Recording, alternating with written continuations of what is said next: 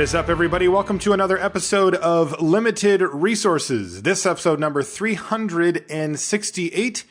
My name is Marshall. I'm one of your Limited Resources, and joining me all on the line, not from Denver, Colorado this week, this time from presumably sunny Las Vegas, Nevada, it's Owen Turtenwald. Owen, welcome back to LR. What's up? Happy to be back. So Luis had some prior commitments that he had to take care of this week, and I tapped you in. I was so happy with how it went last time when you filled in. I thought, God, I really would love to have Owen back on again while Luis is away for a little bit here. And you said yes. I was like, sweet. And we've got Owen lined up here. So Owen, it's great to have you back on the show. We certainly missed you, and we've got some kind of fun stuff to cover here. We're in the deep late stages of the limited format. And, you know, when you do a weekly podcast about limited, you know, at some point the new set comes out and it's super exciting and you want to get into all the new stuff, but then it kind of trails off where we've all played a lot of Kaladesh. And so we're going to kind of use this show as a way to put a little bit of a stamp on it, put a little bit of a punctuation mark on Kaladesh as we start to really transition away and focus our attention towards Aether Revolt, which is going to be coming out early next year, which looks pretty cool from what I've seen so far too. Yeah, it does. So before we get into all of these things, got to mention our sponsor, channelfireball.com. Make sure you check them out for everything you need magic related on the internet. One of the things that I like best about Channel Fire, one of my favorite things about them since they first started, was that the content on the site is top tier and free. You get quality, great content from some of the best players in the world, like Owen, who makes lots of content for CFB.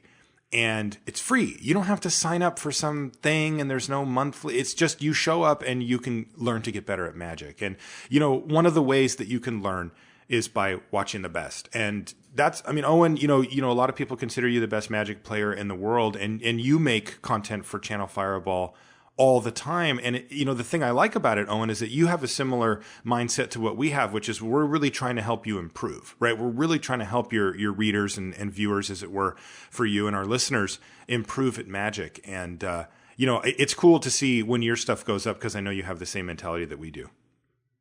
Yeah, I really appreciate it. And I think one of the things that people like the most about me with my content and how I operate at the tournaments is it's just no nonsense. Anything we can do to get that win percentage number up 1%, we're just going to do it. Yeah, and that's it, right? I mean, that's what it comes down to. It's especially just let's win, baby. That's it. Yeah, exactly. And of course, it's not just Owen who makes content on CFB. There's a whole host of awesome content creators there, and you're going to find great information, whether it's about constructed or limited, anything in between, and even fun stuff. I just had a vintage cube video go up. I know Luis has been putting a bunch too, you know, which isn't, you know, generally a competitive format, but boy, is it fun to play, and it lets you kind of, you know, try out some different things in Magic, playing a little bit of cube. I noticed, by the way, Owen, that you were streaming a little bit of cube the other night. Oh, yeah. I've been streaming quite a bit of cube, and I plan to do more streaming in the future. I love it when you're streaming. I was actually complaining to Huey when we were hanging out in Vegas a couple of weeks ago. I said, you got to make the kids stream. Like, remember your NASCAR stream?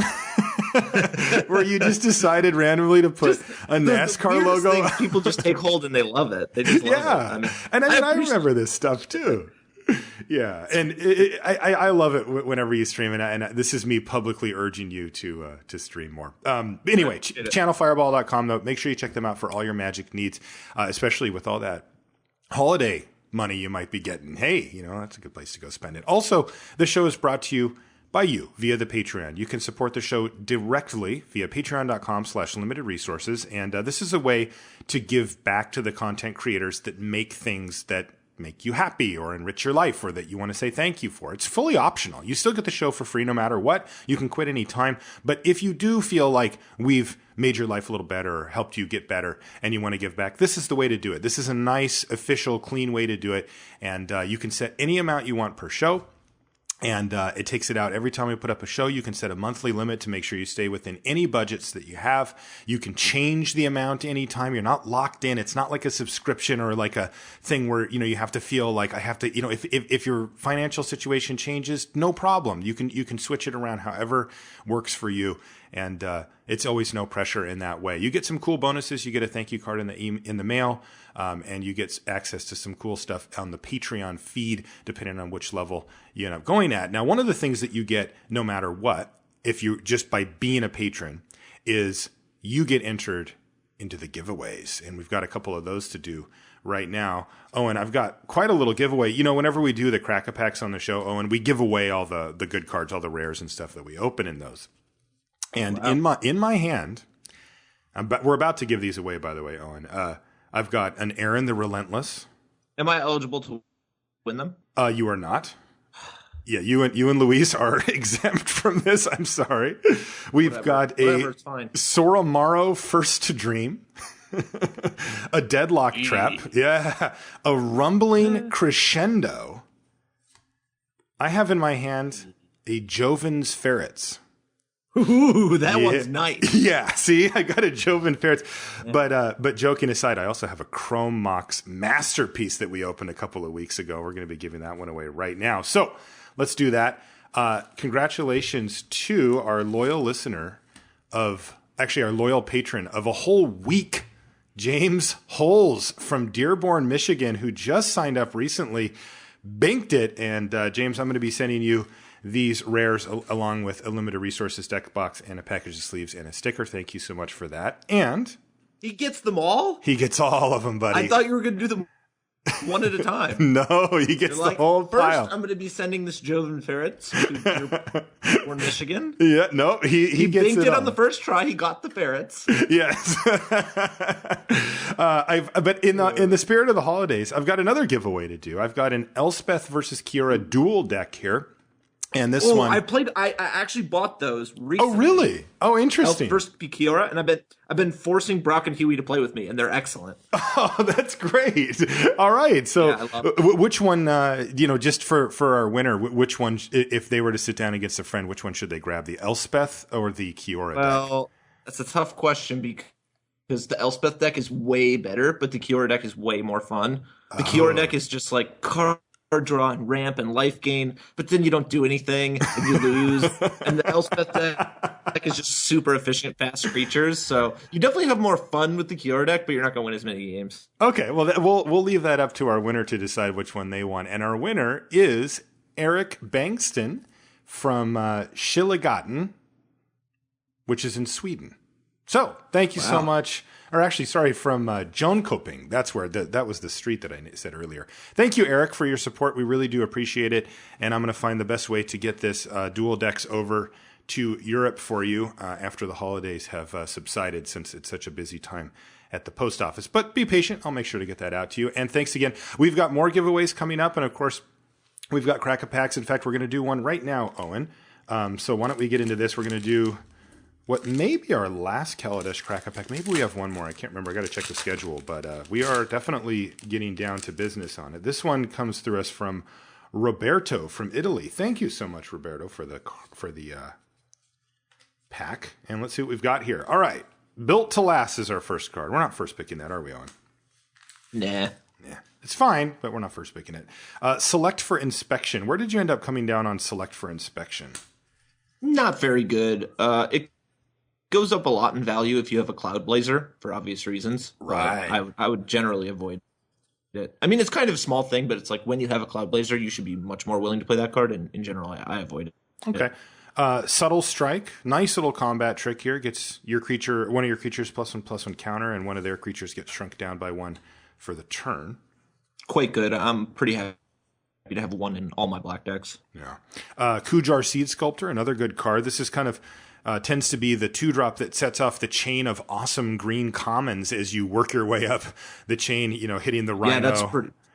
Yeah, go ahead. Premium 2-drop. Yeah, it really is. It's and it has the added benefit of being better later in the game than a traditional 2-drop would be. A 2/3 for 2 mana on the second turn of the game is quite strong, but a 2/3 for 2 mana on turn 6 or 7 is much less exciting. But now all of a sudden you can throw this counter on something that has evasion or make something else a more relevant threat. I really like Kujar Seed Sculptor, but still I don't think I'd be happy first picking it. Oh, Yep, look at this. Correct and well said. I just found the other end of the spectrum here. It's a Riparian Tiger. So you start off with the Seed Sculptor, then you go for the Rhino, then you go for the Outrider, and then you finish off with the Tiger. And you just got this common chain of greens that are just very beefy and good. Again, though, Riparian Tiger is still not really high on my list of first pick, but it's a good card. Next up is Prophetic Prism, which is, well, it's one of my favorite cards in the set. I love this card. Yeah, it's awesome. You always want it in your opening hand, and you pretty much never have mana problems when you draw it. Yeah, and the thing that I found interesting about it, Owen, is where do you pick it, right? Because as much as it opens up the opportunities for your deck to do things down the line, it's also not a high impact card, right? It's not one of these cards that like wins you the game on the spot. You still need the other cards that it helps enable to go down. So I moved up my pick order like pretty quickly, and I've taken it very highly. I never really figured out where I'm supposed to want to pick these up, though. I think it's a high pick, and I would generally be pretty satisfied to pick it between third and fifth. Like any later than that, you think you're getting away with something. Yeah, exactly. I've got a sixth pick one earlier. Any earlier, you think like, oh, like obviously I could have picked a better card. Right. Okay. Right now it's our front runner, right? Or do we like Seed Sculptor or Tiger better than it? I would be more happy to pick a Prism just because it's colorless. Yeah. Next is a card that goes quite well with Prophetic Prism. It's Gear Seeker Serpent. I love that card. Card's great, right? It's like, I don't want to say it's the best blue common, but it's the strongest reason to want to go into blue. That's a good way to put it, yeah. Yeah, because it's so impressive in the blue decks. Like when you get multiple Gear Seeker Serpents, you can play as many artifacts as you get, and when that happens, it becomes like super efficient, powerful card. Yeah, it's crazy because when we looked at this card, during the set review and stuff, we were like, well, all right, how far off is 7 mana for a 5/6 that can get unblockable? It's like, well, it's not that far off. Like I don't think I would be happy if it always cost 7 to put this in my deck, but at 6 mana, sure. Like, that seems like a fine curve topper that gives you this ability to break open board stalls and also is a good blocker at 6, so you're not just going to die the turn you cast it. And anything below that, to use your phrase there, I feel like I'm getting away with something, right? If it costs 5 or less. Yeah, once you start for like 4 mana, you're like, wow, this is awesome. Yeah, it's completely absurd. Like turn 2 Consulate Sky Gate, and then like turn 3 Weaponsmith Enthusiast, and turn 4 you play that. And you're like, this is just awesome. Yeah, and I've done that. I've done very similar things, and yeah, it's very good. In fact, our next pick is actually Consulate Sky Gate. Yeah, Consulate Sky Gate has been like a little bit of an overperformer for me. It's just like efficient. It does kind of a lot in the decks where you put it in, because when you're blue-black, you have Gear Seeker Serpent and Underhanded Designs, which are medium strength cards that when you have heavy artifact decks become like great cards. Mm-hmm. And they're not really cards that are in demand for other decks, so you can get them late. And they're just so good. You just want every artifact you can get. And they're kind of like later game cards, so the 0/4 just keeping you alive until you can use them is even better. Yeah, I agree. I think that, your initial statement is the way that I'd view it too, which is that while it's not a great performer, it performs better than you'd think it would on first reading. You're like, this is the type of card that typically does not make the cut in Limited, because even though you can't really find anything horrific to say about it, there's so many good cards these days that you just don't often need to play cards this week. But for whatever reason, it does have just enough of a home in Kaladesh to make the cut, more than I thought it would when I first saw it. Yeah. In general, like, it's good to avoid cards that have no power because they don't do anything when your opponent's mana screwed. Yes. Yeah, that's a very good way. I never actually thought of it in that way. Yeah. Yeah, it's just the times that your opponent stumbles, you just get to do nothing. Like, you can't take advantage of it. If it was a 2/2, you'd be beating them down, and then when they draw out of it, they're at 6 life instead of 15 or whatever, so It's easier to win. Commencement of festivities. I'm going to go ahead and halt the commencement right there. What do you think about Furious Reprisal? That has been a hotly contested and debated card, how strong that it is. In different formats, it would be like one of the best uncommons. Just a 2-for-1 that kills 2 creatures is just really, really good. Yeah. It's also a burn spell. It can go to the face. There's enough of the time where the stuff that you're killing is servos, which are not as powerful, or they have better cards out that it doesn't kill. It doesn't play particularly well against vehicles. In your red decks, you really want to be low curve beat down, so it doesn't play very well with vehicles. So it is worse than it looks, but I mean, come on, you still always play it. You pick it high and you always play it. So it doesn't look as good. It's not as good as it looks, but it's still very good. Yeah, that's when we did the set review. I remember this is one of the cards that fell the most for me, though it didn't fall into the basement or anything. I just looked at it like you said it initially. I thought, well, this is just a 2-for-1. Like, you know, and worst case, you know, you kill a smaller creature and do 2 to your opponent. And that's fine. Like, that's a good deal for 4 mana. I'm perfectly happy playing this in all my red decks. And that part didn't change. I am still happy playing this card in all my red decks. And it can be a blowout. It really can. It's just not consistently a blowout. And that's why it went down a little bit for me on that level, too. If you look at like a green deck, they can go Kujar Seed Sculptor into Thriving Rhino, into Pima Outrider, into Riptarian Tiger, and you might never get to cast it. And against a blue-black deck, they're going to be slower and controlling with like Sky Gates and whatever, and you might never get to cast it. But against red and white, they have a large concentration of small creatures with low toughness. So if you were to play against exactly red-white, it's one of your best cards. Yes. And when you play against green-white, it's only good against some of their cards, and so on. Yeah, and again, I think that the difference is there's cards that are 2-for-1s inherently that every time you draw them, you're like, oh, sweet. Like, I am going to do something stupid with this, or, you're just looking to maximize it. With Furious Reprisal, and I find this also when I main deck more sideboard style cards as well, I'm almost relieved to find a target or to find something like, okay, cool. I killed a Doomed Operative and I did 2 to my opponent. I'm good with that. Like, I feel like, again, not excitement, but relief that I got enough out of my card to justify putting it in my deck. Similar to, when you put a card like Fragmentize or Appetite for the Unnatural in your deck, and you know that there's going to be some percentage of the time where you don't find a target or you don't find a suitable target, and you're okay taking that risk. But when you do, when they're like, Renegade Freighter, you're like, sick, and you fragmentize it or whatever. That feels great. But sometimes you're like, okay, well, your servo's dying here, I guess. And that's where you feel kind of bummed. And Fierce Reprisal creeps into that territory a little bit for me, where I'm actually feeling a little bit of relief when I find a spot to take care of, something reasonable with it and dome my opponent or God forbid, kill 2 creatures with it. Yep, exactly. Servo Exhibition is next. Card that does seem to go well in the the Inspired Charge decks, and hasn't really performed that well outside of those decks for me otherwise. Yeah, it kind of never happens that you're blue-white with Gear Seeker Serpents and you play this kind of card to make it cheaper, and it's pretty much exclusively used with Inspired Charge and Eliminate the Competition. Yes, Eliminate the Competition too, which is a card I like a lot, by the way. Like randomly you can get the black-white deck, which is token-based and has want for artifact, where like maybe you have an Underhanded Designs or a Syndicate Trafficker or some similar type card. Obviously, they're harder to get, so those decks don't come up as often, but knowing when those decks are open and to draft them is really important. So the black-white artifact-based token deck, it exists, it's just pretty rare to get. Right. Diabolic Tutor is next. Stone unplayable? Is it, I've heard people say that if you've got a Fumigate, then this goes up a little bit. Yes. I would similarly say with Noxious Gearhulk and Demon of Dark Schemes.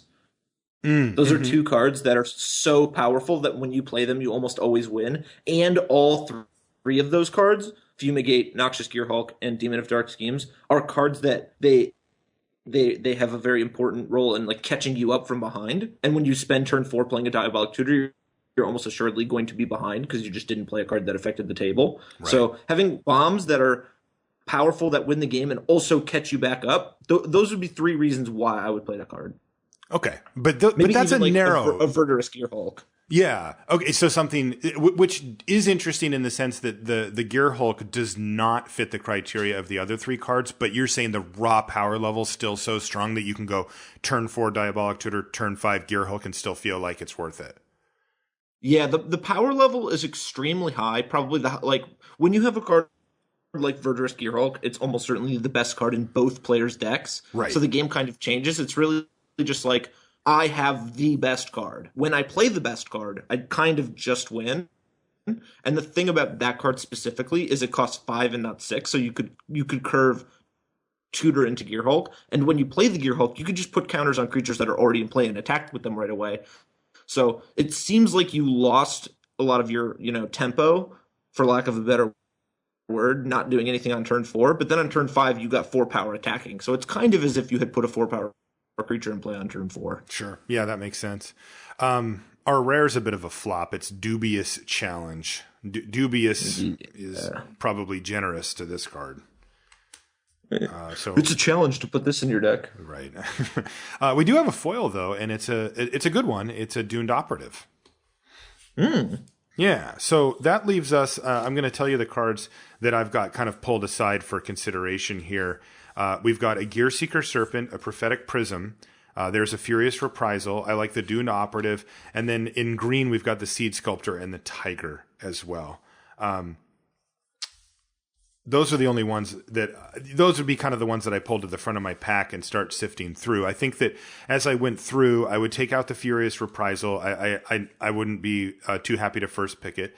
I would take out probably the Riparian Tiger because I like the Seed Sculptor a little bit better than it off the bat.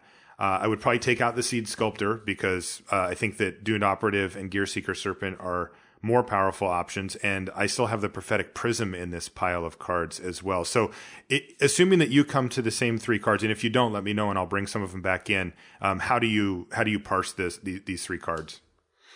No, I would come to exactly that conclusion. I would look to exactly Prophetic Prism and Gearseeker Serpent, and I would be really unhappy because neither one of those cards are particularly good to first pick. I would ultimately just take the Prophetic Prism, just because I would rather stay open. Like the risk of taking a Serpent and not playing blue is pretty large, and given that, like, usually when you start a draft, you first pick a really powerful card, and that card kind of guides how you make the rest of the picks. But given that that's not possible here, I would kind of just try to go where the draft tells me to go, and the best way to do that would be with the Prophetic Prism. Yeah, that's what I would take too. It's kind of funny because it's it's so open, right? It's not only a colorless card keeping you open as far as your next pick, but it also opens up the possibility of playing effectively any card or splashing any card or, any single color card, that kind of stuff. It's like the most open pick you could possibly take in many ways. Yep.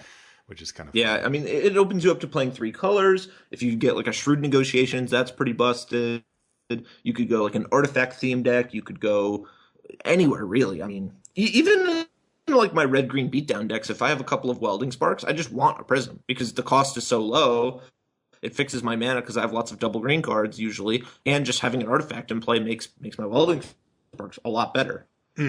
For sure. Okay, so Owen and I are both taking Prophetic Prism out of the pack. That's going to move us to our main topic. So what I want to do here is kind of a conversation / interview with you, Owen. I love it when we get some time with you.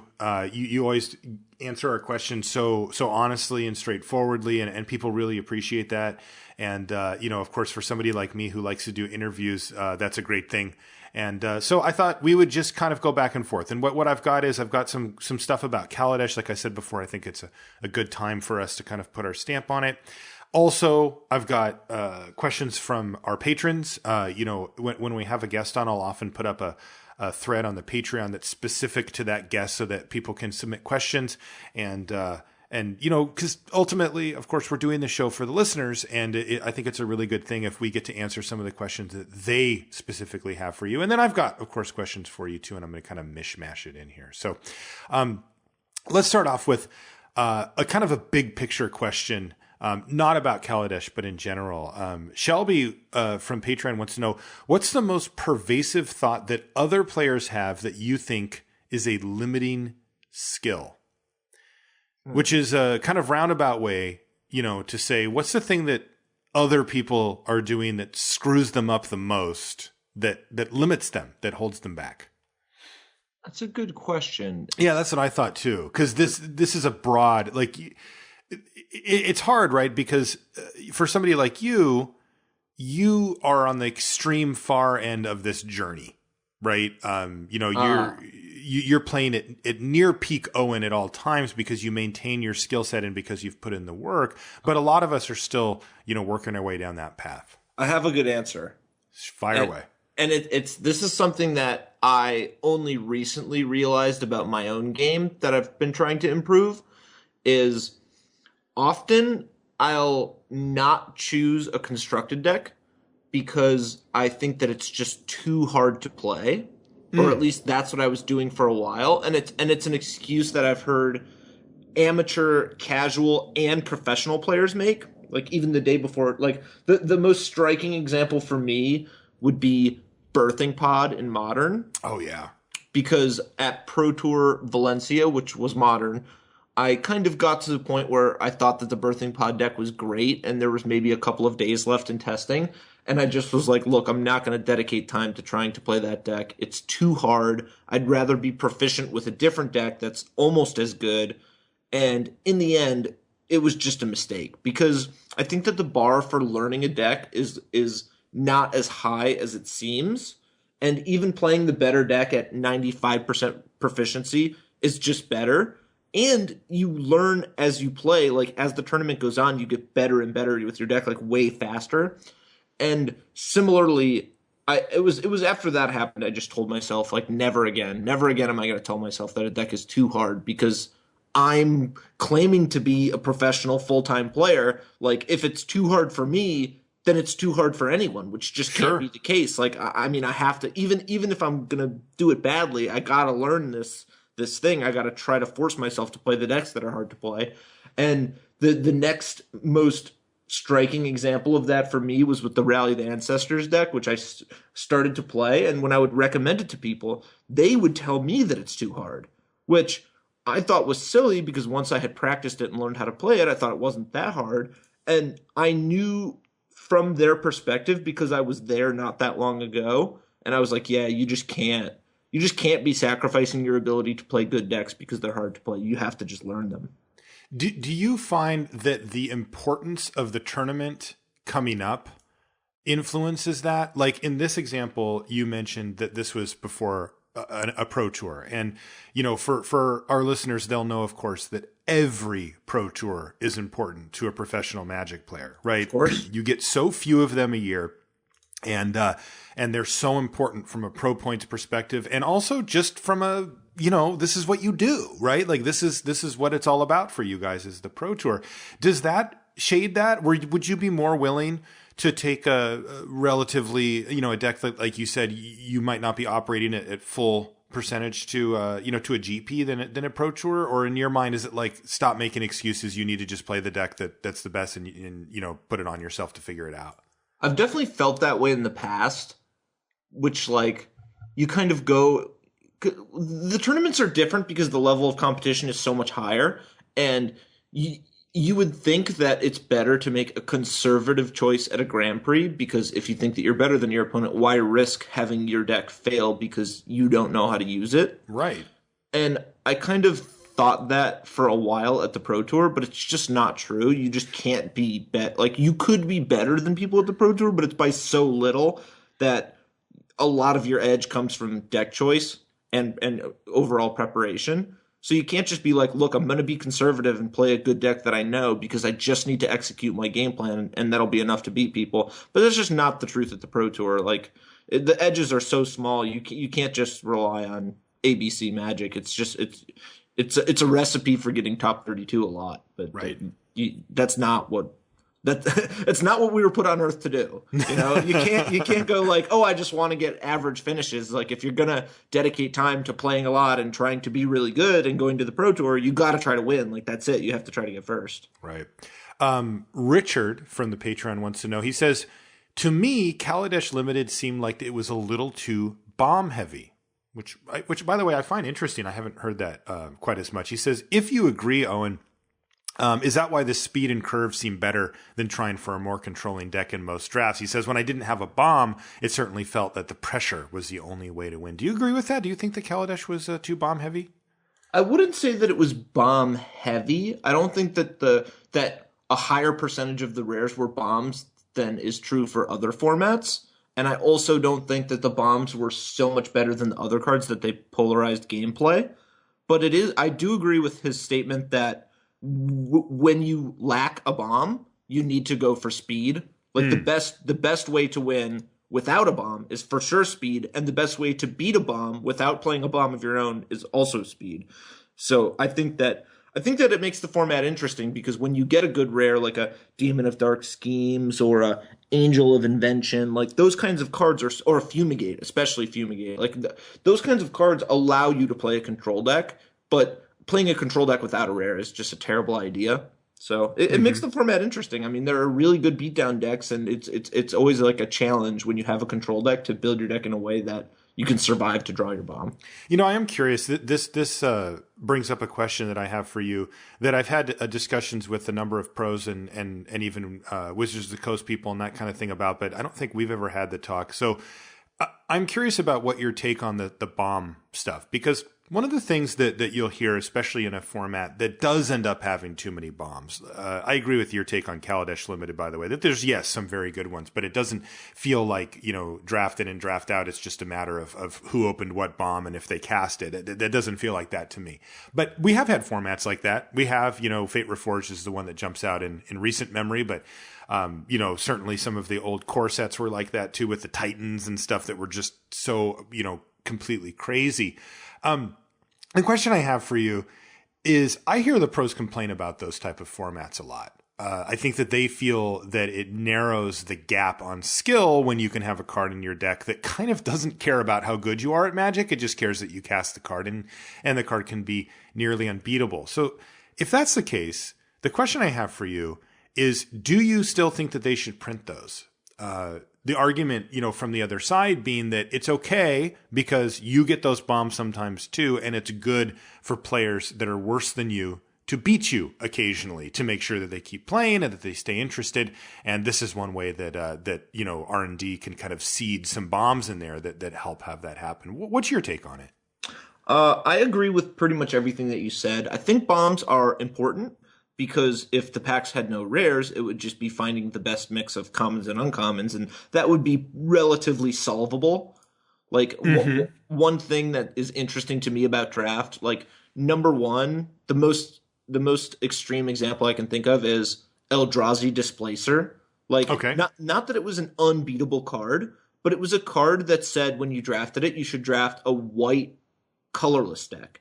And you would never draft a white colorless deck in that format. There's no other uncommon or common that would ever lead you to play a white colorless deck. Right. But when you have that card, there's just this whole new type, like, you just should be doing that because it makes that card so much more powerful.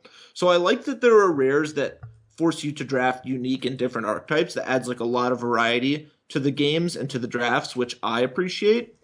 And secondly, I think that bomb-heavy formats change the way that conventional drafting strategy goes. And another example of that would be like in Scars of Mirrodin, when Mirrodin Besieged came out, you would draft that first, and everybody knew that the rares in the second set were so good that optimal strategy would dictate that you stayed one color for as long as possible, and you tried to substitute your one color with artifacts. A lot like in Kaladesh, but not as extreme. You just go one color and artifacts in one color, because opening a rare in the third pack means that's what you decide your second color is. Even like if you get a Sunblast Angel, or if you get a God, I remember these. Yes, yeah, like sure, we'll just call it Noxious Gearhulk. It's like if you could stay one color and then you get a Noxious Gearhulk and maybe you get a Tidy Conclusion, you could just put 8 swamps in your deck for those 2 cards, and that's a reasonable way to draft. You just draft a bunch of cards of one color, a bunch of artifacts, and then you just play 8 swamps for 2 cards, and that was just smart to do. That was optimal draft strategy.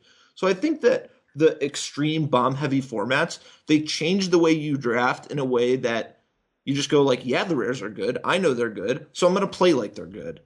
So I think that's interesting. It's not something I want in every format, and it's unique. It's a little bit different, but it does get to be a little oppressive. Those draft formats don't tend to hold up over 50 or 100 drafts. Yeah, they often don't. Taking this discussion in a little bit of a different direction.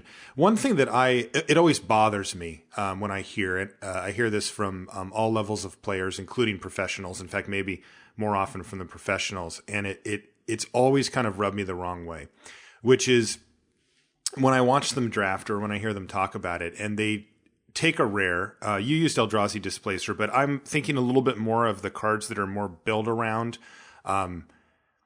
maybe even not a great card, like a card like Metallurgic Summonings or something like that, that really dictates that if you're going to play it, you should build around it, right? Like it needs a certain type of makeup of deck to maximize on that type of card. Is it correct to do so? And it's not just Metallurgic Summonings. There's a lot of different cards that you'll see people take a very powerful, if narrow, early pick, and they keep letting that card dictate the rest of their draft. This bothers me. My mentality is that I think I should be able, unless we're talking about like an extreme late game deck that is capable of, taking the game just to, deep into the late game consistently.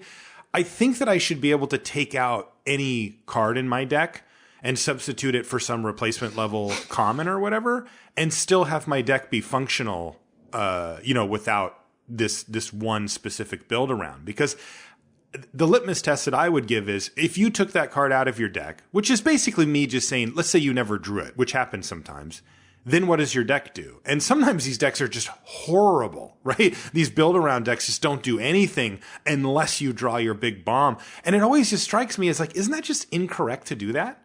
I think it is correct to do it most of the time. It depends on the power level of the card, but I think a good example of this would be Eliminate the Competition. Yeah, good example. Okay. Because that's the kind of card that if I was to just draft a blue-black deck and I just take the best blue and black card that I see out of every pack and blue and black is open, I have a great deck. At the end of the draft, if you just hand me and Eliminate the Competition, I'm not going to put it in my deck. Unless my deck's, I got really lucky and I got random token cards, I'm just not going to play it. That's not an efficient card. It's not particularly high value in a blue-black deck. But if you took my first pick and I didn't get to see the pack and I just started with an Eliminate the Competition, I would prefer for that to happen because I would warp my draft around that card. And the reason why, similar to Metallurgic Summonings, but better for Eliminate the Competition, is because you're taking a card that has a wide variety of potential values and you're just generating a bomb rare.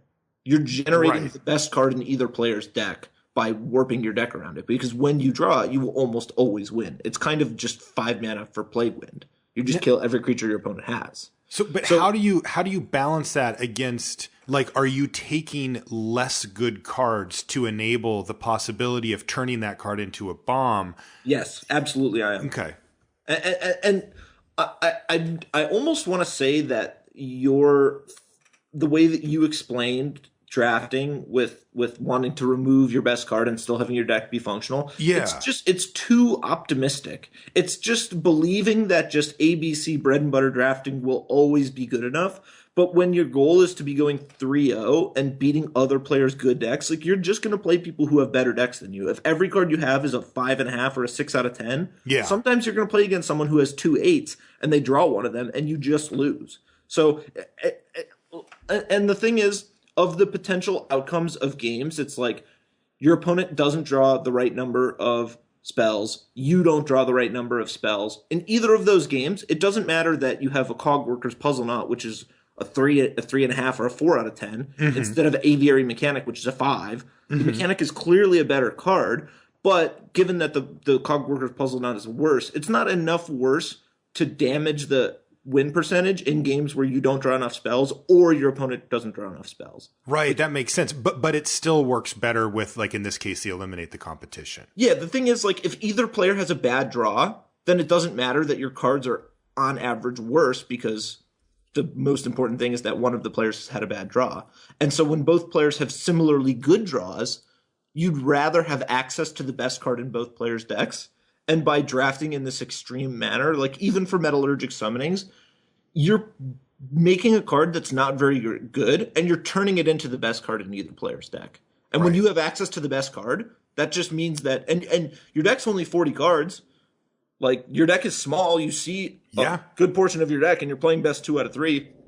So just generating a new best card out of thin air is like almost certainly worthwhile. You know, what's really interesting then is to take this, to drill down into this one level further, which is to say, okay, what we're really dealing with here is the gap.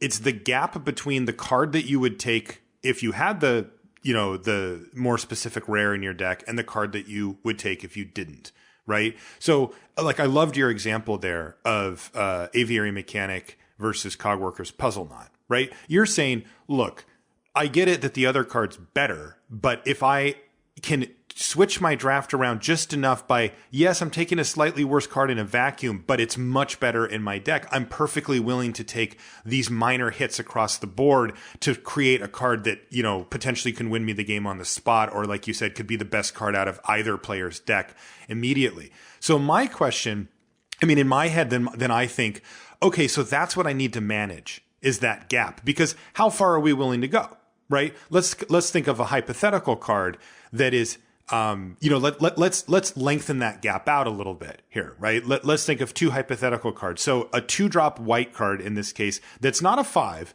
but, or a 6, but let's say it's a 7.5, right? Or maybe even an 8. It's a very good card, right? Like a 7 to a 7.5 versus a card that does very, very little on its own, but is excellent with our rare. Right? Now we've widened out that gap. Now how willing are you to make those picks? Are you going to start defaulting back towards the, okay, this is a 7.5. It's good enough that, you know, I would prefer to just play that type of card? Or are you still trying to enable, you know, your potential bomb rare? Well, it all depends on a lot of different factors. Like, let's just say that the eliminate the competition is a similar, whatever, we'll just call it eliminate the competition. Based on the format that you're playing, the strength of that card varies. So in the first example that I gave, it would basically be taking a slight hit in power across the board, but you're turning a card that would be a 0 in the blue-black deck into a 10 in the black-white deck. Yes. So just summoning a 10 out of thin air is definitely worth doing. Now, if you have a card like Metallurgic Summonings, maybe that card's not going to be a 10. And maybe to facilitate that card, you're going to need to be taking 2s instead of 7s. So that's going to be a point where I'm not going to do that. But the reality is you're going to have to weigh the value of the card, its possible upside, the value of the cards that enable it. Like yes. For example, to eliminate the competition, like a Cogworker's Puzzle Knot, it's not a very good card. You don't really want to play it. 2 mana for a 1/1, and then you got to pay more mana to get a little. Like, obviously, it's inefficient and low power. You don't want that card in your deck, but it's not that much worse. So now, yes, that's the gap I was referring to. So that's a relatively narrow gap there. Yes. So for that card specifically, the gap is narrow, but you're going to have to take this on a card-by-card basis. There's not going to be just a right answer for you for, in general, how to draft with narrow cards. Right. So it's a very difficult question to answer for that reason. But I think that these two cards are really good examples. And Metallurgic Summonings is not a card that I want to first pick. Because that's the interesting thing, right? Is that you've now reached the point where you already know that the gap in quality, like, because what it's asking you to do is actually take the next step further, right? It's not just the gap. It's also messing with the fundamental build of your deck in a pretty extreme way, right? You need to make sure that you ideally put as many instants, you know, that's really where the money is with those cards. And that means that those are sometimes going to be taking the place of creatures, which are generally much better for your win percentage than an instant of you know, most cases in limited. And I think that's really where you're drilling down to here is there's this gap that at some point becomes too wide where you will just avoid the card in general.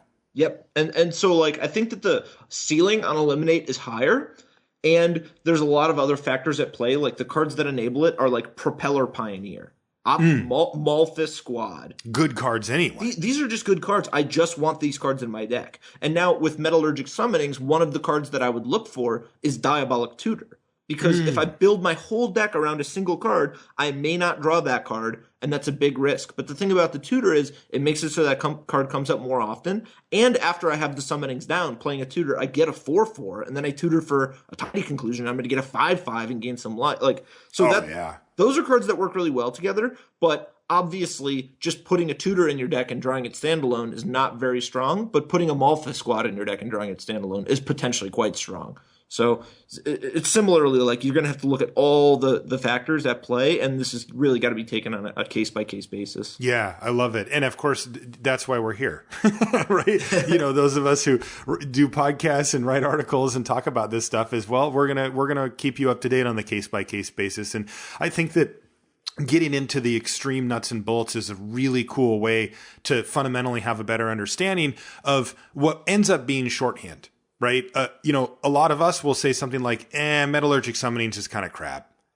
And what we're really saying is that the things that it's asking me to do to make it good are too much. Where, you and I both like eliminate the competition a lot. And even though, like, I agree, your base level evaluation of it is how I feel. It's like, well, that's not very efficient. It's sorcery speed. I'm sacrificing my own creatures to kill theirs.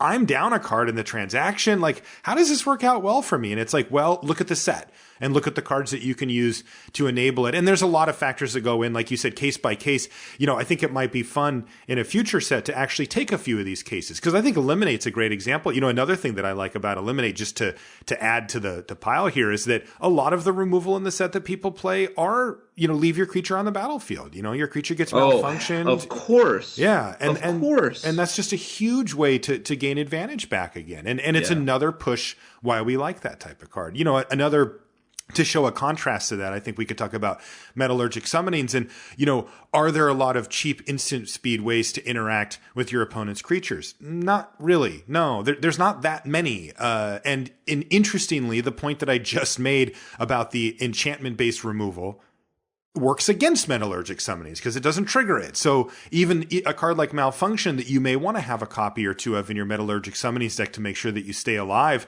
doesn't actually play that nicely with it. And so, you've got, kind of an interesting little case study that we developed here. Yeah, I mean, these are really small factors, but once they start to pile up, it becomes pretty clear. That's right. All right. So David, he says, what type of limited environment does Owen favor? Fast and aggressive or slow and eventual, and why? I like the formats that are slow because the fast format, I mean, it's no secret that the shorter the average game length by turn, like if the game ends on turn 6 on average versus if the game ends on turn 11 on average, the turn 6 format is going to be a lot less skill intensive because not only do you make fewer decisions, but you see fewer draw phases, which allows you less room to play, and the influence of single cards is greater. Like if you like kind of like a renegade freighter. Like if one guy plays a freighter and he just attacks with it a bunch of times, like that's one of the only cards that mattered in the game. So there's no real way to outmaneuver your opponent if one card had such a strong influence on the outcome of the game. So I do like the longer, grindier formats. And I think that they're interesting because they display like another deeper kind of Magic that doesn't come up as often anymore, where like you really need to be lining up your cards to make favorable trades like all the time. Like a lot of times when one guy has played the best card, which I've said is like, like a Freighter or a Gear Hulk, it doesn't matter how you kill it. It's just if you kill it. Like if you kill it, the game keeps going, and if you don't kill it, you lose. But it's really interesting to try to, like, if you have an Electrolyze and you have tracked the number of different 1 toughness cards your opponent has had in the game, and you specifically don't trade off with some of them in the early game because like if you, and it's going to be a mistake for that guy to play the second one. Maybe he does, maybe he doesn't. But just try to eke out even like the smallest little edges of value and let the game play out. And I don't know, those are really interesting to me. And those are more likely to come up. Yeah. In the longer formats too. Yeah. I think Reed actually wrote like a really good article. He called it lineup theory. It was just like if you laid out both decks and you could just line up the most favorable way for resources to exchange and then playing the games as if that's going to happen. Like those are like that's cool. Yeah, those are very interesting games. You're like, all right, I have this shock, and I'd rather kill his 4/2 with it than his 2/2 because I've got like these 2/3 and like just making sure that all the cards line up exactly right for you and just playing the games like that. And I also like those formats because sometimes you choose to draw, and it's been a long time since it was correct to choose to draw. Yeah, I have it. What do you think about that, by the way? I got to pick your brain since you brought it up. When was the last time you felt comfortable? I mean, I don't need a specific, but you said it's been a long time. You just think playing is generally correct and limited? Yeah, in Shadows over Innistrada, I chose to draw in a matchup where both decks had a lot of removal and they were both blue green. Like blue green generally has like low power, high toughness, and then like kind of like weak, inefficient removal, so the games kind of go a little bit longer. But it's really, really unique to like what both the decks are doing. Like it's almost impossible to choose to play in game one because you're so likely to just get run over. Like if one guy has a freighter, even just one freighter, you can't choose to draw because Right. it's too bad. You're too far behind. Like just that one turn lost could easily decide games. And the benefit of being on the draw is that you have it's not like you have one extra card, but you're less likely to have a non-functional draw because each time you make a play, you have another card in your hand, you know? Like when Right. you're on the draw, you're less likely to be mana screwed. And so you'd rather be on the draw, except for the fact that your opponent could just destroy you before you get to play all your cards. Like I've jokingly said that limited is solved in that the best way to win is to play the most amount of spells. Like if you Just to use up your mana and just Yeah. play stuff out of your hands. Yeah. like if you just look like next time you go to Friday Night Magic, just like take a little tally of at the end of the game who played the most spells. I would argue that the person who played the most spells wins like a crazy percentage of the time. And playing more spells means like I drew more spells, didn't get mana flooded. I played more cards because I wasn't mana screwed. And also like in games that are super close, one guy who draws like an extra creature might just get to attack with it a few more times, and that'll decide a game. Yeah. And That, so that happens. so like the number one deciding factor is who played more spells in the game, and the number two deciding factor is who played the best card in the game. Because if I play a bomb rare, I could beat you even though you had more cards than me because my bomb rare is so good. Huh. So it's really just play more spells, and then the only way to beat that is to play the best card in either player's deck. Do you think that there's a, are you assuming that the spells that we're talking about are cards that are generally playable? Like, Yes, and they absolutely need to be a card's worth of value. okay, yeah, that's what because because it makes you think. Well, then I'll just play all these one drops and see what happens. But that Yep, I think would fail pretty miserably. Yes, that is a very good point, and I was making a big assumption about mine. Yeah, I think that's a safe assumption, though. I do. Yeah. Well, yeah. Like if one guy plays 8 spells and the other guy plays 8 spells, if two of the first guy's spells are Inventor's Goggles, he's not really on equal footing. Right. He's not seeing things clearly, as it were. You could say that. Let's talk about Kaladesh for a minute here. We had Paulo Vitor Damarosa, a fellow Hall of Famer, on the show a few weeks ago. And PV's take on the format is that it's one of the fastest, most aggressive formats he's played in recent memory. He even compared it to Zendikar as far as speed goes and said it's right there with Zendikar. What's your take? I think that is very close to being accurate. Yeah, it's probably just true. Like, the more I've played, the less I have succeeded with my more traditional looking decks. Mm-hmm. Like, anytime I want to play, like, 18 land and have, like, a little bit of card draw, a little bit of removal, like, I always lose. And not only do I always lose, I don't even lose to good decks. Like, I've had a couple of times where I'm like, wow, my deck is perfect. Like, I've got 2 bombs, got a bunch of 4 and 5 mana removal, like a couple of cheap cards, but, you know, just enough. And just like, if you would transport me into, like, M15, I'd be like, yes, this is a perfect deck. I can't lose. Uh-huh. And then I lose to, like, a Night Market Lookout. They just play, like, a Night Market Lookout and then a Thriving Grubs. And, like, not even particularly good cards. But it's just so clear to me after losing with my control decks and winning with my crummy aggro decks that the beatdown decks are just good. And you want to just be 2-color beatdown, good curve. Like, those decks are just good. So I would say that it took me longer than I would like to realize it, but I do think that speed is king in this format. Yeah, and that does echo a lot of what PV said as well. His take on it was that he wants to be doing stuff on turns 2, 3, and 4. And he meant board affecting stuff. And he kind of doesn't care what it is. You know, give him a 3-drop in one of the non-blue colors, and he's like, sure, that's fine. Right? It's a 3/2 with the minor ability or whatever. He's like, that's fine. And, you know, and a 2-drop, sure. Whichever one it is, that's fine. He just wants to be doing things because he finds that that's the very difficult to defend start, even if those things aren't traditionally what you would consider great or even, you know, particularly exciting. Andrew wants to know, he says, Well, he asked you if you like your tokens from Channel Fireball. He says this is a crucial question for you, though. I can tell you that he follows up with another one that he calls a serious question. So I do actually. The ORAT? Yeah, I do. I actually specifically requested the ORAT token. I think they're sweet. Yeah, they were. Well, I've had multiple people ask me, they're like, what? Why would someone want to look like a rat? Like a rat is kind of a bad thing. They're dirty. They're like disease ridden. They're kind of like manging around. They eat trash. They do eat trash. I'm not really seeing the difference though. Like, this is all lining up perfectly. I mean, a good day for a rat is you find a piece of pizza in the street. That's true. So, I mean, honestly though, if you found a piece of pizza in the street, like, I don't want to say I haven't been there. It's not a bad day. Yeah, I would. Yeah, not one of my worst days. I mean, I'm gonna eat the pizza. I'm not crazy. Yeah, I loved it. Plus, you're the ORAT. It's how it works. Affectionately, I've been nicknamed the ORAT because of my initials, and it kind of rolls off the tongue, and people enjoy it. I like it, and also because I had such enjoyment playing with Pack Rat, which was a super polarizing card, and it kind of like similarly when we were talking about like how I have this reputation as just being like let's just win. That's it. Who cares? Winning is all that matters.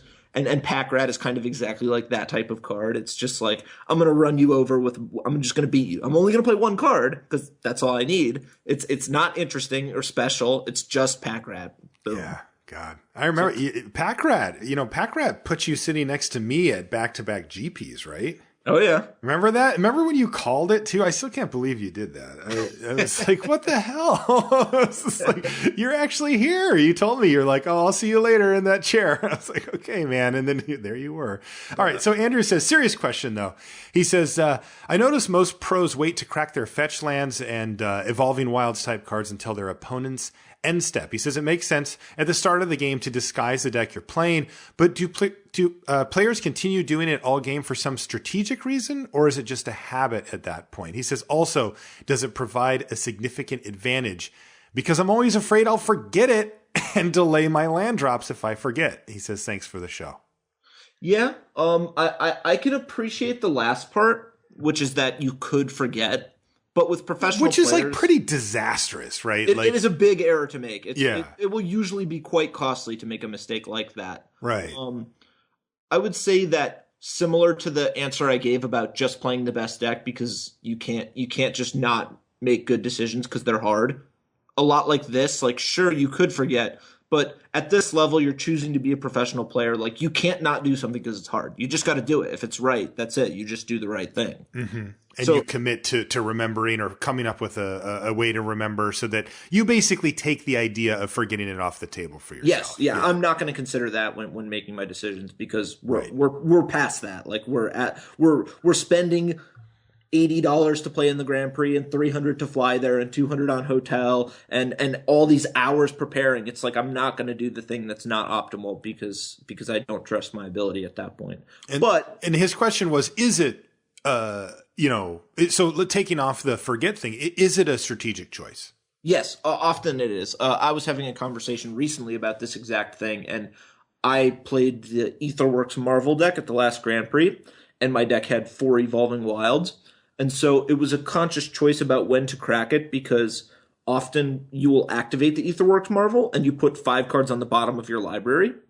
And so at this point, if my deck is 40 cards, I kind of look at it as a 35-card deck and then a little divider and then the 5 cards at the bottom because my deck is now, in my mind, it's 2 segments of cards because the top 35 are known and the bottom 5, or the top 35 are unknown.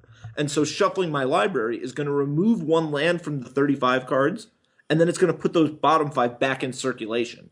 So I have to constantly be tracking what those bottom 5 cards are and whether or not it's advantageous for me to put those cards back in circulation. And so I have to weigh the value of putting that land into play, the value of whether or not I could draw or marvel in a tireless tracker, whether or not there was an Eldrazi in my bottom 5, or if I can, like maybe I put 2 Harness Lightning on the bottom. Maybe that's a good card in the matchup and I want to draw them. Maybe it's a bad card in the matchup and I want to leave them on the bottom. Mm-hmm. Like, could I draw into a Vessel of Nascency, which I would crack into a Puzzle Knot, which I would then crack? Like, do I need access to 8 mana on the next turn? Or so it can even be as basic as when you start the game and you scry and you put that card on the bottom. Now, when you have a fetch land, you're choosing whether or not you want to remove a land from your deck and put that card in its place. Like even something as basic as like one card's worth of scry, you need to be making a choice about whether or not that improves the quality of your draw phases.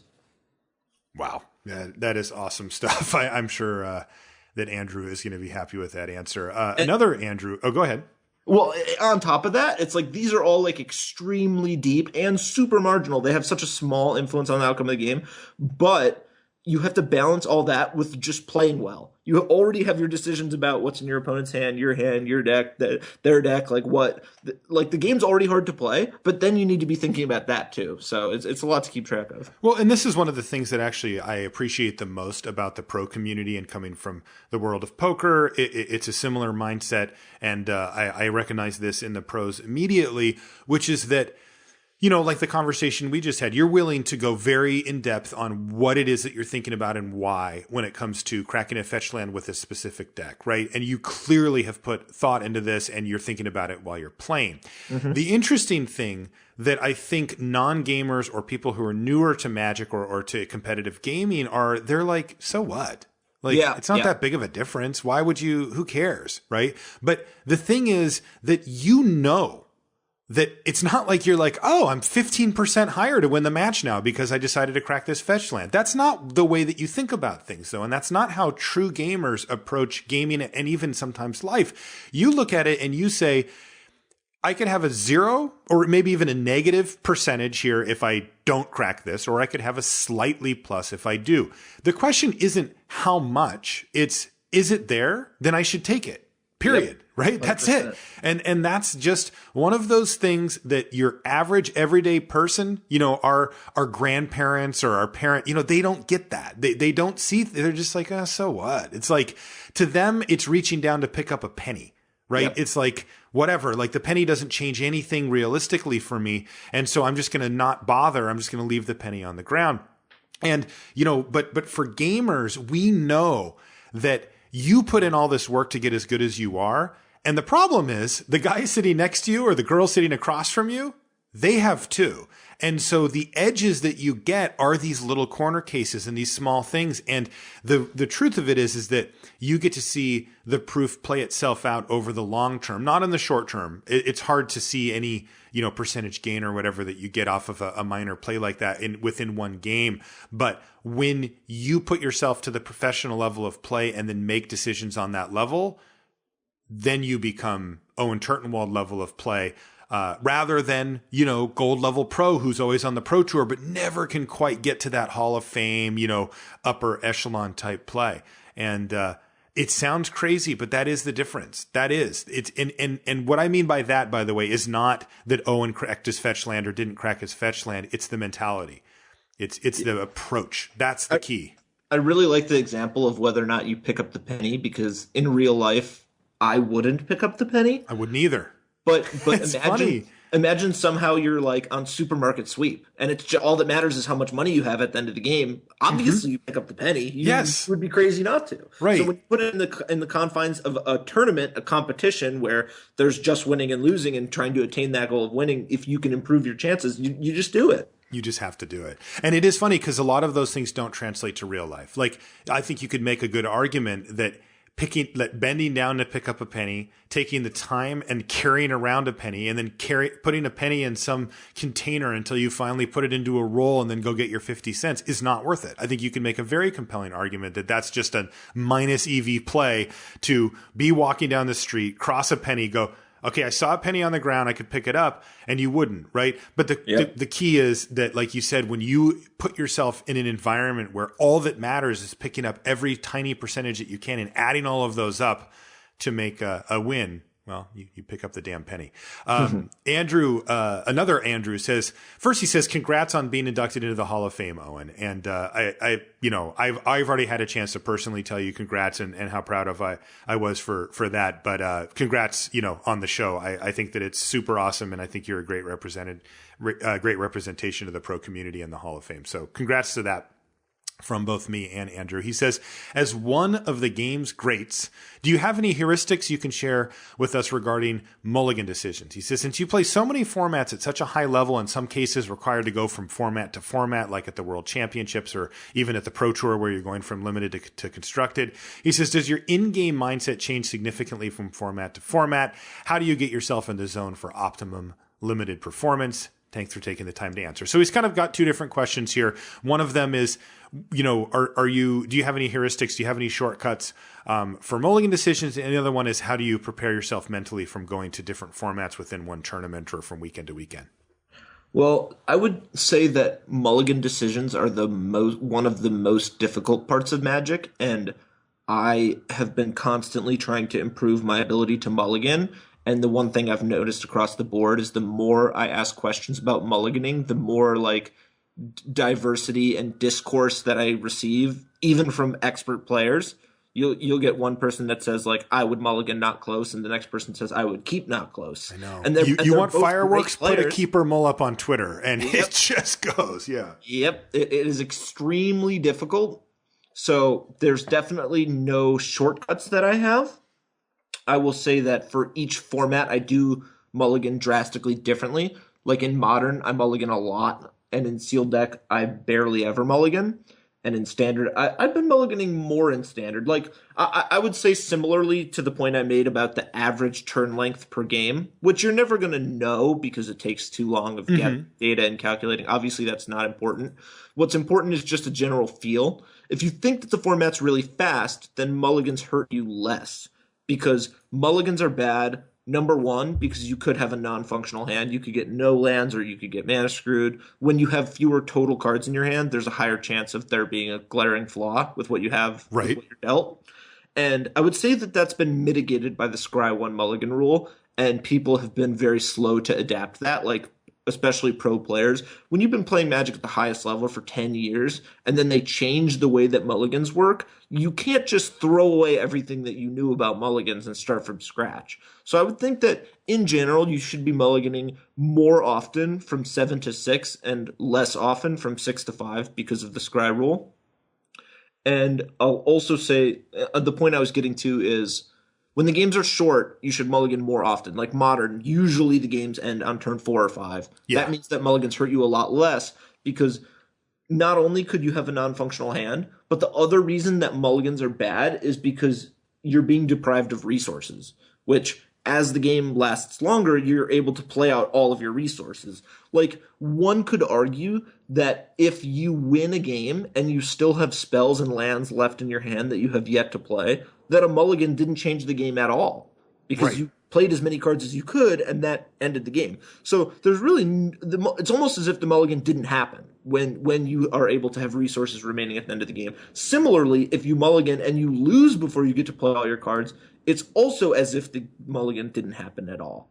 I mean, you could argue that you would want to have mulliganed more or less because you could have had better reactive cards to stop the game from ending as quickly. But as long as you had a serviceable hand once you decided to keep, then it didn't really matter.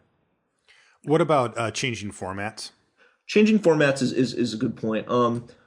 I would say that the biggest thing is the change from each format is going to change the average end game turn length. Like, that's the biggest gap, right? Yes, yeah. Like, okay. Kaladesh is not the best example because it's also pretty fast, but let's say like M15 Sealed, like those games are usually pretty long, and so mulliganing actually hurts you a lot because it's almost, I don't want to say it's almost impossible, but it's really, really unlikely that you lose with cards left in your hand.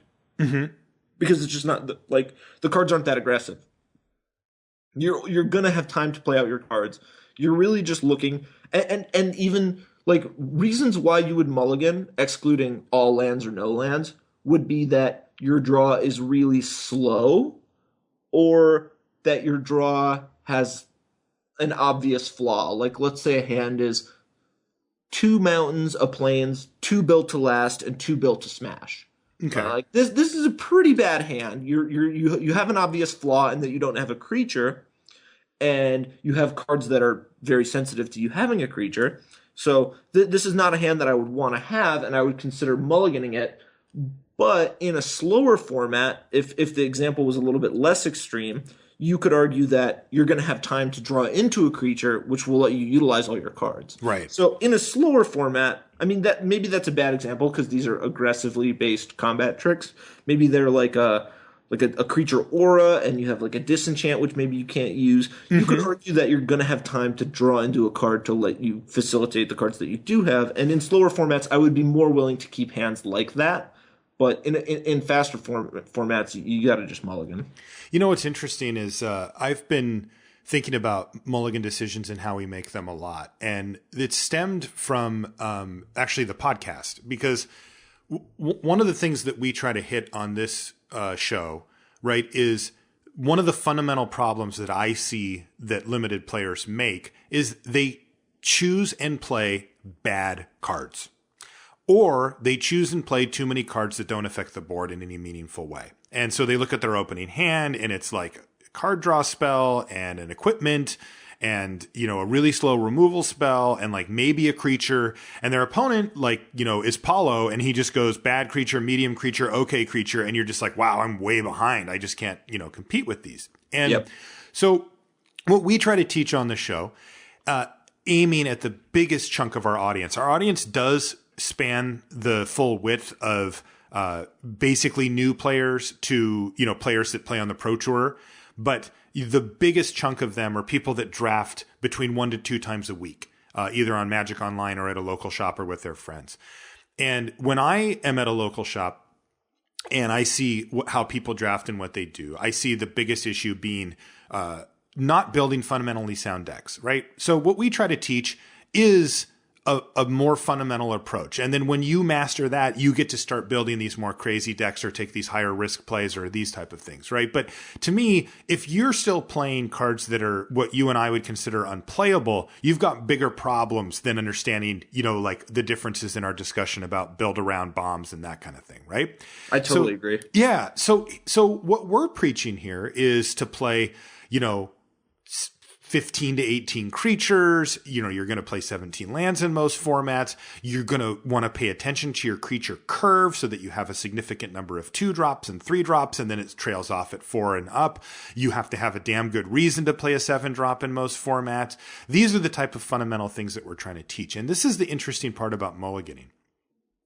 I believe that should be taken into consideration when you're deciding whether to mulligan. I would be more apt to tell the average LR listener who's actually listening and taking these principles and applying them to their decks to mulligan less often, with the thought process that they are going to have functional board affecting cards that they can actually cast more often than somebody who just is, you know, splashing colors randomly or playing a bunch of cards that don't do anything or just doesn't fundamentally understand how to evaluate a card and is therefore putting in cards that should really, in most cases, not be in their deck. Because the way I view it is like, okay, I'm looking at my opening 7 and it's not great, right? Like a few things need to happen.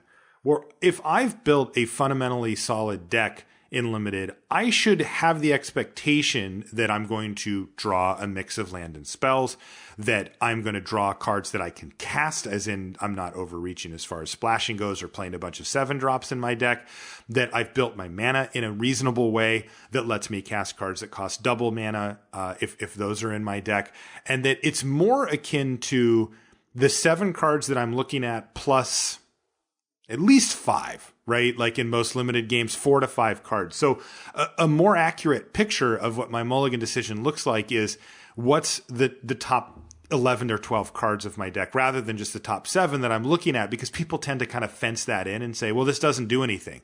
And I'm like, well, the real question is, what are the chances that the deck that you've built gives you stuff to do?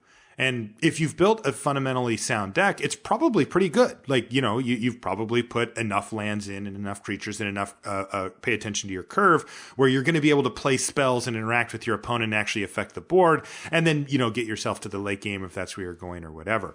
The hard part is that you don't know, right? You don't get to look at those top 5 cards at the time of making the decision. And, of course, that's going to limit you a lot. But I've been trying to, I don't know how to put a bow on it. Right? I don't know how to like tell people that they should be more confident in their builds and in what they've done if they've really built a solid limited deck versus then if they've just kind of thrown things together. So that's a kind of a work in progress for me on the show. But that is how I've been thinking about mulligans of late. It's really tough because you're saying that you should mulligan less if you have a good deck, but then it's just disaster for the people who have bad decks and then mulligan more because they're already in the hole. Then they might mulligan and then they're even lower chance of winning. That's a good point. Yeah, and I'm like kind of not addressing that group directly. Like I'm kind of like, look, if you're building bad decks, I don't know what to tell you. Like, yeah, you got big problems. Yeah, you're already sitting down with the incorrect weapon for this particular war, you know. Yeah. And I mean, I can't tell you how many times I've had that happen, Owen, at a local shop where I've seen people play and they're just like, you know, they're playing one drop creature that doesn't do anything, right? And it's like, okay, well, that's basically a blank, right? Like you've effectively mulliganed if you're playing the 1/1 for 1 with like no, you know, the one that they always put in every set. The Night Market Lookouts actually has a home. I still don't think it's a particularly good card, but it does have a home in this set. But, you know, they always have the little 1/1 that does something, or, you know, it's just, you know, even a card like, what's the rare, the white rare, the one that's in constructed, the, Toolcraft Exemplar, right? Yeah. In the wrong deck, that card is like horrifically bad, right? Yeah. It doesn't do anything. And if you can support it, it can be good. You know, good example is like Authority of the Consuls. Oh, that's a perfect example. Yeah, I've seen that cast far too many times. Me too, right? And it's like right when I see that, and then, you know, especially as the game plays out, I know that you are going to have such a hard time winning, right? Yeah. Because, you know, even somebody that just plays some creatures and some lands is going to be able to beat you. So, you know, I do try to leave that for that. Okay, Owen, I want to move towards wrapping up. I've actually got a whole lot more questions, but we're going to have to save them for a different time because we're kind of pushing up against the time here. But I did have one more question for you that I wanted to ask. And that was that you have had a chance to play with really some of the best players in the game. You know, a lot of mentors in the professional Magic community, like, well, John Finkel comes to mind, William Huey Jensen, Andrew Cuneo, you know, a lot of these players that have been playing for a long time and really have a lot to add. And of course, the rest of your teammates at Team Pantheon as well. You've got just a laundry list of fantastic players there. I'm curious, what's the biggest difference in you from before you met them, befriended them, tested with them, and now? What changed in you between those two time frames? I would say, and first of all, like, they're all just totally amazing players and just great people. Like everyone on the Pantheon, and I would even say Luis Scott-Vargas as well. Would you say that they're gas? Yeah, they are DI gas, I would say. So I actually won Player of the Year in 2011, and that was before I was on like a major. I mean, I played a little bit with Channel Fireball for half the season, but that was before like I really got down to trying to improve my play. I mean, I was good. I was making good plays, and I had good constructed decks, but I wasn't a great player because the player I am today looks back 5 years, and I watched myself play and in feature matches, and I'm just making mistakes. Like I'm not thinking about the game on a deep level. And the thing is, playing with truly expert players, any kind of hole in your game, it can't go unplugged. Like even the smallest thing, like once you do it wrong once, somebody explains to you why it's wrong, and you never do that thing that's wrong again. That thing is it's in your game forever. So each little thing, and similarly about the conversation about small percentages, like these things are real about all types of play and not just specific to deck thinning. So like one thing that came up was, let's say my opponent plays a 2/2 for 2, and then I play a 1/3. They attack me with that 2/2. I know that if my opponent's a good player, they're attacking actual 100% of the time.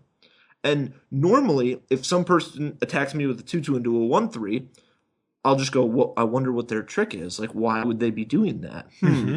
But the reason is they're just doing it just to try to punk you. They just want to do 2 damage. Right. That's the reason they're doing it. They're not doing it because they have a trick. They're doing it because they want to do 2 damage. And so once you realize your opponent is attacking 100% of the time, you need to be blocking 100% of the time. Even if you're not blocking 1% of the time, you're just giving up value. You can't do it. And so that's a thing that once you learn it one time, if your opponent makes a play 100%, you need to defend against that 100% because giving up any value is just crazy. It's just crazy to give up 2 damage in a game. Why would you do that? Right. Like, you can't look into your crystal ball and see how every game is supposed to play out and just decide which games 2 damage matters and which games 2 damage doesn't matter.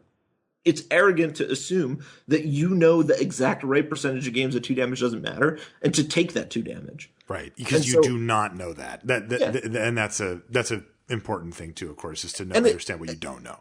And like I was saying, it's like that happens to you one time, it gets explained to you, and forever you know how to play that scenario. It's small, but you've improved as a player just based on that. Yeah, that is insane, because that is just not intuitive necessarily, and that is the type of thing that it to me that lays a foundation that says this is how we approach these problems. Right? Yep. It's not just that tip or trick that you're like, oh, clever, cool, I'll do that from now on. It's like, oh, I need to hold myself accountable here, right? Like I need to say the logic holds up, do it.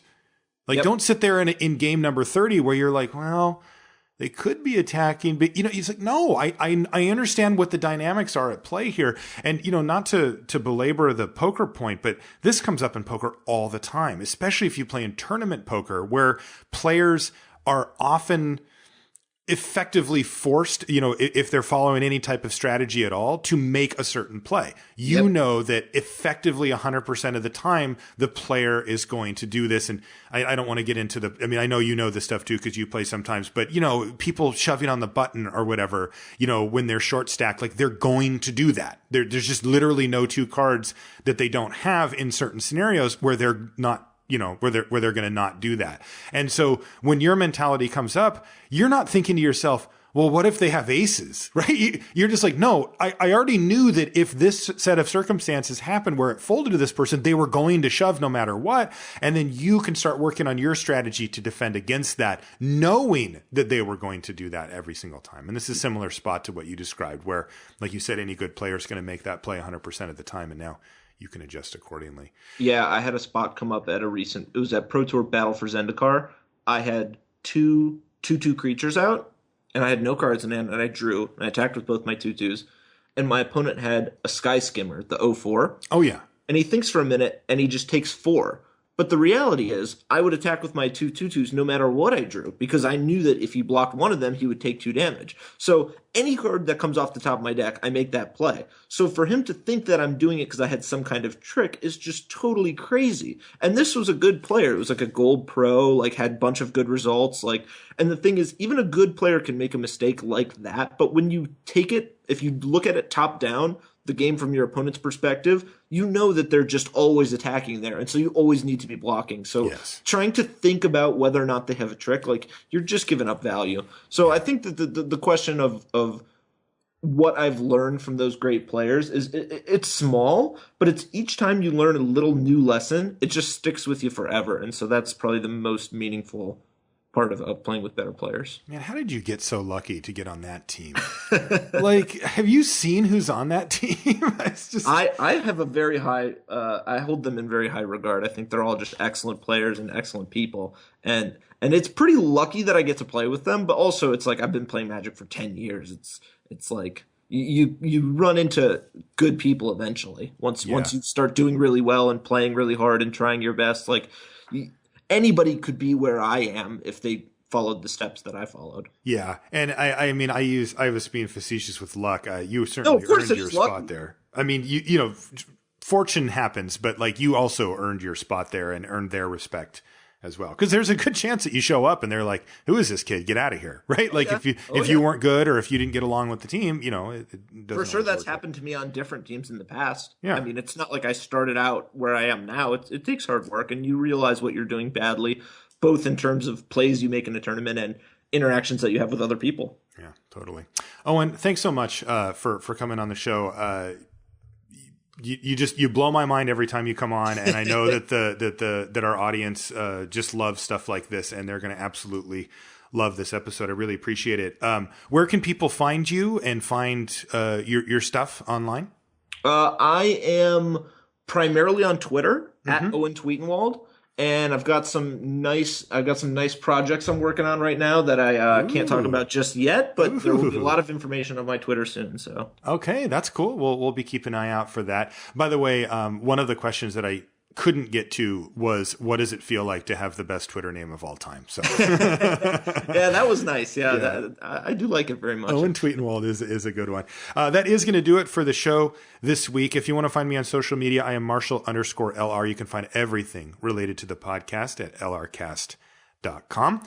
Also, I want to mention our sponsor, channelfireball.com. Make sure you check them out. And, if you've got some extra Christmas or holiday money that you want to get rid of, hey, that's a good place to go. And I want to remind you that you can sell your cards back to them, too. This is an important piece of the puzzle for Magic players who are on a budget, especially. Magic's an expensive hobby. And in order to keep playing, you need to make sure that you manage your cards in a reasonable way so that you can keep it going. And one of the best ways to do that is to take the cards that you're not using, either the ones you opened out of a draft, or maybe it's a constructed deck you're not using anymore, and you can sell them back to Channel Fireball. And if you trade them in, you even get a 30% bonus, which is a huge deal, because that can get you more booster boxes, that can get you more singles for your next deck, and help alleviate some of that financial stress on keeping this sweet hobby rolling, because it ain't cheap, as they say. If you want to, again, like I said before, if you want to find me on social media, it's Marshall_LR, and everything for the podcast is at lrcast.com. That is going to do it for the show this week. Thanks again, Owen, and we'll see you guys next week. Thanks. All right. It is sign-off time, and I'm taking over this one. Owen, we do a sign-off with Luis called Stump LSV, where I open up an old booster pack, and I read the cards to him, and he has to tell me what the card does. We'll usually set an over-under line on how many he's going to get. We're going to do this with you, because I got to tell you, especially for you listeners that haven't seen this, Owen has an uncanny encyclopedic knowledge of Magic cards. And there was a website that had like a game where it would quiz you about a card. It would show you a picture or part of it, and it would ask you things about what the card did, how much it was even nitty gritty stuff, right? About like the rules text on the card. Mana cost and creature type and. Yeah, all these little things. And I remember watching your stream, which by the way, we mentioned earlier, but yeah, keep doing that. This was a few years ago, and you were playing this on the stream, and I was just like, oh my God, like you're insane. It also tracked how quickly you were responding. And I was just like, wow. And then, I've talked to Luis about this too, and he has a similar, just uncanny memory for Magic cards. And I thought, well, we'll put you in the hot seat, Owen. We're going to try to stump Owen here. So I've got a pack. You know what? I'm going to let you choose, Owen. You can choose between Tempest or Weatherlight for your pack. Oh man, I'm so bad at both of these. Oh, good. I'm gonna go with Tempest. I'll admit to having played a little bit of Tempest flashback drafts on Magic Online, so I know some of the cards, probably a lot more than I'm willing to admit. Okay, well, we'll dive in. This one, by the way, was given to us by Daniel, Doug, and Tim of Team Weatherlight. I don't know what that is exactly, but sorry, Team Weatherlight, we're not going to open your Weatherlight pack. Yeah, and also, of course, the contents of any rares or perhaps uncommons in this pack will go into the pile for the next giveaway, as I like to let those build up a little bit.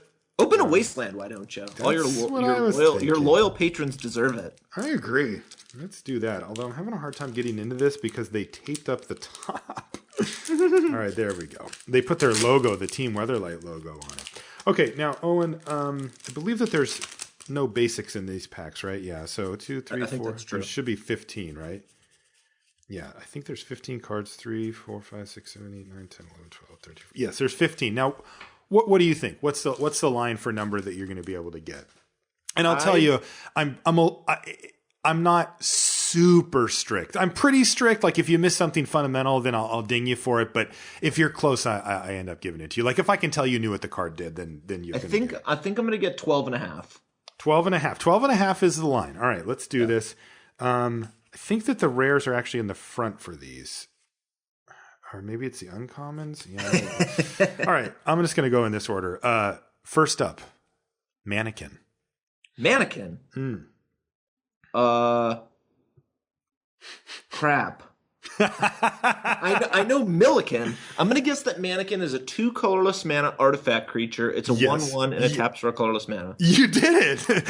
How did you guess that? Because it's similar. I know what Milliken does. Which is mana for a 0/1 from Odyssey, and I'm somewhat familiar with Mannequin. I know what the art. It's like a scarecrow guy, and he's kind of tilted one way. Yes, that's exactly it. All right, you're never going to get this next one. Capsize. Oh, come on. Blue 1, instant, buyback 3, return target permanent to its owner's hand. All right, you got away with that one. What about Clot Sliver? 1 and a black for a 1/1. Slivers you control gain 2 colorless mana, regenerate this creature. And that is close enough, but remember, this is the old Sliver. Oh, yes. Slivers game. Yes, but you're totally getting it. Like, this is the type of thing that I'm not, like, that counts as a yes. Like, I'm dating myself on that one. Yeah. That's really funny. Reality Anchor. This is a tough one. I don't know if I drafted this. I have no idea what this does. It's either 2 and a blue and 1 and a blue, and it's like involves enchant creature, and you got to pay mana. No, this is different. This card is so horrific. Oh no! It's one in a green. Instant, yes. The creature gains shadow until end of turn. You draw a card. Oh, it's so close. I'm going to give you one chance to fix it. Everything you said is correct except for one part, and it wasn't a number or a mana symbol. It's what the card does. God, you were close. I give up. It's either like maybe it gains reach and you draw a card, or maybe it loses flying shadow until end of turn. I wouldn't have got loses shadow. There's no way. Isn't that weird? Yeah. Yeah. All right. I got a little softball for you here. Horned turtle. Horned turtle. Yeah. 2 and a blue, 1/4. Yeah. I'm gonna guess that it's a creature type summon turtle. That's exactly correct. So like men are they, a hardened shell with fragile flesh beneath. Whatever. Armored Pegasus. This is 1 and a white for a 1/2 flying. Correct. So far, you've got 5 correct and 1 incorrect, and you were damn close on that one. Natural Spring. Green 3 sorcery, gain 8 life. Yep. Oh. Counter spell. Blue counter target spell. Is that one to interrupt? Yes, it is. God, you are good at this. Jesus. Mog Conscripts. That's a red mana for a goblin. It's a 2/2, and it says it can't attack unless you summoned a creature spell this turn. That's correct. Yeah. That is totally correct. This is an interesting one because it has kind of a classic name to it. It's Sea Monster. Sea Monster. Blue 4 for a 6/6. And I think it says it can't attack unless opponent controls an island. That's correct. Any islands. Yep. I was almost tripped up on Island Home, which is like maybe you have to have an island, but Sea Monster is just the other guy. Yeah, I think you do on Island Home, but you're right. This is the very clean, classic example of they were going for that flavor of it can't swim over unless they've got an island. Yeah. And hence some water. Dark Banishing. This is a nice pack, by the way. 2 and a black. Destroy target non-black creature. It can't be regenerated. What speed? It's interrupt, I think. It's definitely instant. It's instant. Now. Yeah, it's instant. Yeah, you got that one. It wasn't 100% if you could hit artifacts with that, but I think you can. Yeah, this one you can. Heartwood Treefolk. Oh. I have a feeling that you would get this if you saw the artwork, but Heartwood Treefolk is such a horrifically generic name. Man. Maybe it's like 4 and a green for a 3/6. You're close, but no. It's 2 green. Yeah. For a 3/4. Yeah. With Forest Walk. Oh, I would get it if I got the art, but it's reasonable. I think you would if you got the art. Yeah, it's interesting though because I say this to Luis too. I don't know how you guys do this off of just the words. Like, I could do a lot with artwork, but my God, just Anyway, no, it's firm but fair. Sky Spirit. Ooh, this is 1 white and a blue. Correct. 2/2 flying. Yes. And it has a stupid ability. It might be like, it might have first strike or say like target creature loses first strike. Nope, you got it. It has first strike. Yeah. So this was when they were doing gold cards and they were like, well, let's give it a blue ability and a white ability. See, it's a gold card. All right, this next one, you need to read me the rules text verbatim or else you get it wrong. Leeching Lizard. Oh, I'm obviously kidding about the rules text. The text box is literally filled with tiny rules text. So reaching illicit is 2 and a black for a 2/2, and you pay a black and tap it, and it becomes an aura. It loses being a creature and becomes an aura on target creature. Mm-hmm. And I think at any time you can pay a black and it stops becoming an aura and becomes illicit again. And I think it also says you can pay a black to regenerate that creature. You are close. So this is, I think so this one is 1 and a black for a 1/1. Yeah. And then everything else you said is right though. Black, tap, it loses its ability and it becomes a enchantment on a creature that says during the upkeep of enchanted creature's controller, it deals 1 damage to that player. And like you said, you can pay black to end the effect. Wow, weird. So you whiffed that one. Yeah, all definitely punted that one. This is our rare. I think this is the rare. Magmasaur. Oh, I know exactly what Magmasaur does. The art is nice. It's a dinosaur throwing up lava on itself. Yeah, on itself it is. Yeah, it is red 3 for a 0/0. It enters the battlefield with 5 +1/+1 counters on it. Uh-huh. And it says at the beginning of your upkeep. Oh crap.